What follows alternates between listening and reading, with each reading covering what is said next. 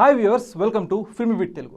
Megastar Chiranjeevi హీరోగా victory Venkatesh cameo రోల్లో నటించిన చిత్రం మనశంకర వరప్రసాద్ గారు. ఈ మూవీ కేవలం 9 రోజుల్లోనే 300 కోట్ల గ్రాస్ కలెక్షన్స్ కొలగొట్టింది. ఇది ఒక రికార్డ్గా చెప్తున్నారు. ఫాస్టెస్ట్ గ్రాస్ కలెక్షన్స్ కొలగొట్టిన చిత్రంగా అభివర్ణిస్తున్నారు. సో రైట్ నో సోషల్ మీడియాలో ప్రతి ఒక్క మెగా ఫ్యాన్స్ అయితే కాలర్ ఎగరేస్తున్నారు. అందరూ కూడా సూపర్ హ్యాపీ. సీనియర్ ఫ్యాన్స్ నుంచి లేటెస్ట్ జిన్జీ ఆడియన్స్ వరకు మెగాస్టార్ యుఫోరియాని ఫుల్గా ఎంజాయ్ చేస్తున్నారు. అయితే సోషల్ మీడియాలో ఒక డిబేట్ అయితే నడుస్తుంది. ఈ మూవీ ఫాస్టెస్ట్ 300 crores కొలగొట్టింది కదా, మరి ఈ విషయంలో క్రెడిట్ ఎవరికి ఇవ్వాలి? కొంతమంది ఏం మాట్లాడుకున్నారంటే, మెగాస్టార్ చిరంజీవి గారికి విక్టరీ వెంకటేష్ తోడయ్యారు కాబట్టే ఇంత త్వరగా 300 కోట్ల కలెక్షన్స్ కొలగొట్టింది. కేవలం మెగాస్టార్ చిరంజీవి గారి స్టాండ్ అలోన్ మూవీ అయితే మటుకు ఇన్ని కలెక్షన్స్ వచ్చేవి కాదని చెప్పి కొంతమంది యాంటీ ఫ్యాన్స్ అయితే మెగాస్టార్ చిరంజీవి గారిని క్రిటిసైజ్ చేస్తున్నారు. ఆయన్ని ఒక రకంగా డౌన్ చేసే ప్రయత్నం చేస్తారు. అయితే నా ఉద్దేశం ఏంటంటే, మెగాస్టార్ చిరంజీవి గారు కంబ్యాక్ ఇచ్చిన తర్వాత ఖైదీ నెంబర్ 150 తర్వాత ఇంత యునానిమస్ టాక్ ఆయన ఏ సినిమాకి కూడా రాలేదండి. వాల్తేరు వీరయ్య సినిమా హిట్ అయింది, కానీ ఆ మూవీ ఫస్ట్ డే టాక్ మీరు ఒకసారి గుర్తు తెచ్చుకున్నట్టయితే ఎవరు కూడా అంత పాజిటివ్ రివ్యూస్ ఇవ్వలేదు. ఏ ఒక్క క్రిటిక్ కూడా పాజిటివ్ రివ్యూస్ ఆ మూవీకి ఇవ్వలేదు. కేవలం మెగాస్టార్ చిరంజీవి గారి బాక్స్ ఆఫీస్ పుల్ వల్ల, సెంటిమెంట్ వర్కౌట్ అవడం వల్ల, రవితేజ గారి క్యారెక్టర్ కూడా ఆ సినిమాలో వర్కౌట్ అవడం వల్ల ఆ సినిమా కలెక్షన్స్ పెరిగే సూపర్ టూపర్ హిట్గా నిలిచింది. ఈ మనశంకర వరప్రసాద్ గారి విషయానికి వస్తే ఖచ్చితంగా 2 గంటల 45 నిమిషాల సినిమాల్లో 2 గంటల 30 నిమిషాలు మెగాస్టార్ చిరంజీవి గారు స్క్రీన్పై ఉంటారు. లాస్ట్ పావు గంట 20 నిమిషాలు విక్టరీ వెంకటేష్ గారు తోడవుతారు. సో ఆ క్యామియో వర్కౌట్ అయింది. పాజిటివ్ టాక్ రావడంలో అది ముఖ్య పాత్ర పోషించింది. కానీ ఇది ఫస్ట్ నుంచి లాస్ట్ వరకు కంప్లీట్లీ మెగాస్టార్ చిరంజీవి గారి యాక్టింగ్, మెగాస్టార్ చిరంజీవి గారి కామెడీ టైమింగ్, మెగాస్టార్ చిరంజీవి గారి గ్రేస్ఫుల్ డ్యాన్స్ మీద డిపెండ్ అయిన మూవీ. మెగాస్టార్ చిరంజీవి గారు కంబ్యాక్ ఇచ్చిన తర్వాత ఈ స్థాయిలో ఆయనకి ఏ సినిమాకు కూడా పాజిటివ్ బజ్ రాలేదు. ఒక్కసారిగా మెగా యుఫోరియా రివైవ్ అయ్యి ఈ స్థాయిలో కలెక్షన్స్ అయితే రావడం జరిగింది. ఫస్ట్లీ ఈ సినిమా మల్టీ స్టారర్ అని చెప్పి కొంతమంది అంటున్నారు. ఇది మల్టీ స్టారర్ కాదు. మల్టీ స్టారర్ అంటే RRR, సీతమ్మ వాకిట్లో సిరిమల చెట్టు, మసాలా, వెంకీ మామ, గోపాల ఇవన్నీ కూడా మల్టీ స్టారర్ మూవీస్. ఈ మనశంకర వరప్రసాద్ మూవీ మల్టీ స్టారర్ కాదు, ఇది క్యామియో మాత్రమే. ఫర్ ఎగ్జాంపుల్ జైలర్ మూవీ మీరు తీసుకున్నట్టయితే, జైలర్ మూవీలో రజనీకాంత్ గారే మెయిన్ లీడ్. ఆ మూవీలో మోహన్ లాల్ ఉంటారు, శివరాజ్ కుమార్ ఉంటారు. అంత మాత్రాన దాన్ని మల్టీ స్టార్ అని చెప్పి మనం అనలేం. ఆ మూవీకి ఆ స్థాయిలో కలెక్షన్స్ రావడానికి కేవలం రజనీకాంత్ గారి స్టార్డమ్ మాత్రమే కారణం.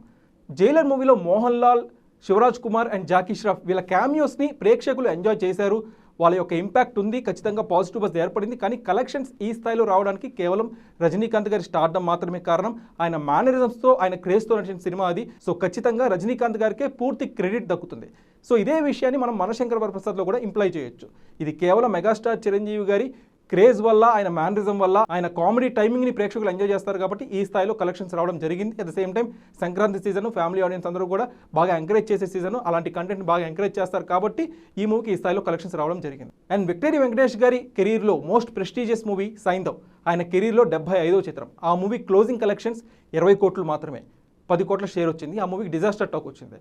At the same time megastar Chiranjeevi గారి భోలా శంకర్ మూవీ తీసుకున్నట్టయితే ఆ మూవీ కూడా డే 1 వర్స్ట్ టాక్ వచ్చింది, డిజాస్టర్ టాక్ వచ్చింది. ఆ మూవీ డే 1 కలెక్షన్స్ 27 కోట్ల గ్రాస్.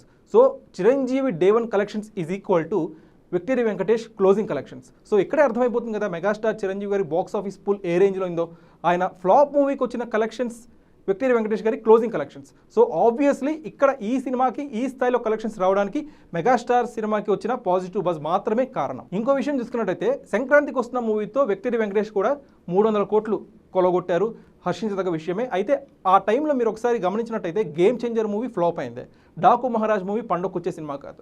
ఆ మూవీకి పాజిటివ్ టాక్ వచ్చినా కానీ పండగకి అలాంటి మాస్ మూవీస్ని ఎంకరేజ్ చేయరు కాబట్టి ఆ మూవీకి తక్కువ వెళ్ళారు. ఫ్యామిలీ ఓరియంటెడ్గా మంచి సబ్జెక్ట్ వచ్చిన మూవీ, క్లీన్ ఎంటర్టైనర్గా నిలిచిన మూవీ సంక్రాంతికి వస్తాం. సో ఆ మూవీకి ఆ స్థాయిలో కలెక్షన్స్ రావడానికి కారణం సీజన్కి సరిపోయే subject, at the same time Anil Ravipudi brand value. So ఆ మూవీ ఆ టైంలో అంత కలెక్షన్స్ రావడానికి కారణం అయితే ఇది. దానికి కొనసాగింపుగా ఇప్పుడు అనిల్ రావిపూడి బ్రాండ్తో మెగాస్టార్ చిరంజీవి గారు ఇలాంటి మంచి ఎంటర్టైనర్తో వచ్చారు కాబట్టి ఈ మూవీకి కూడా ఈ స్థాయిలో కలెక్షన్స్ రావడం జరిగింది. అండ్ సంక్రాంతికి వస్తున్న టైంలో విక్టరీ వెంకటేష్కి చాలా తక్కువ కాంపిటీషన్ ఉంది, కానీ ఈ సంక్రాంతికి చిరంజీవి గారి కాంపిటీషన్ చాలా ఉంది. అన్ని సినిమాలు కూడా హ్యూజ్ హిట్ అయ్యాయి. శరవణన్ నారి నారి నడుమురారి కావచ్చు, నవీన్ పోల్శెట్టి అనగనగా ఒక రాజు, రవితేజ భర్త మహాశైలు విజ్ఞప్తి, ఇవన్నీ కూడా మంచి పాజిటివ్ బజ్ ఏర్పడిన చిత్రాలు. సో ఈ మూవీస్ కాంపిటీషన్ ఒక సైడ్ ఉండగా ప్రేక్షకులు ఆ సినిమా కూడా వెళ్తూ ఉండగా మెగాస్టార్ చిరంజీవి గారు ఆయన సినిమాకి ఈ స్థాయిలో కలెక్షన్స్ పెట్టారు. సో కాంపిటీషన్ వైజ్గా చూసుకున్నా కానీ మెగాస్టార్ చిరంజీవి గారు విన్నర్గానే మనం తీసుకోవాలి. సో ఆబ్వియస్లీ మనశంకర వరప్రసాద్ గారి మూవీ క్రెడిట్ అత్యధికంగా ఎవరికి దక్కుతుంది అంటే ఆబ్వియస్లీ మెగాస్టార్ చిరంజీవి గారికి మాత్రమే. అయితే సోషల్ మీడియాలో కొంతమంది వెంకీ ఫ్యాన్స్ ముసుగులో చిరంజీవి గారిని తక్కువ చేసే ప్రయత్నం చేస్తున్నారు. చిరంజీవి గారికి వెంకటేష్ తోడయ్యాడు కాబట్టి ఈ స్థాయిలో కలెక్షన్స్ వచ్చాయి, చిరంజీవి గారు ఒక్కరే వచ్చుంటే ఇంత కలెక్షన్స్ వచ్చేవి కాదని చెప్పి కాస్త ఆయన విమర్శించే ప్రయత్నం చేస్తున్నారు. ఇది చిరంజీవి గారు అంటే ఎవరికైతే పడదో వాళ్ళు మాత్రమే ఇలాంటి కామెంట్స్ చేస్తున్నారు. సాధారణంగా వెంకటేష్ ఫ్యాన్స్ అందరూ కూడా ఇలాంటి వివాదాలకి ఇలాంటి కాంట్రవర్సీస్ జోలికి పోరు, చాలా క్లీన్గా ఉంటారు, కాంట్రవర్సీస్ దూరంగా ఉంటారు. ఆయన హీరోలాగా ఆయన ఫ్యాన్స్ కూడా ఉంటారు. కానీ ఇప్పుడు మెగాస్టార్ అంటే ఎవరికి పడదో వాళ్ళు మాత్రమే ఇలాంటి కాంట్రవర్సీస్లోకి లాగి ఆయన్ని తక్కువ చేసే ప్రయత్నం చేస్తున్నారు. అది ప్రతి ఒక్క నెటిజన్ అండ్ అభిమాని కూడా గమనించాలి. సో ఫైనల్లీ మనశంకర వరప్రసాద్ గారి మూవీ ఈ స్థాయిలో హిట్ అవ్వడానికి పూర్తి క్రెడిట్ అందరికీ దక్కినా కానీ అత్యధిక క్రెడిట్ మాత్రం చిరంజీవి గారికి మాత్రమే దక్కుతుంది. మీ అభిప్రాయం ఏంటో కామెంట్ సెక్షన్లో పంచుకోండి.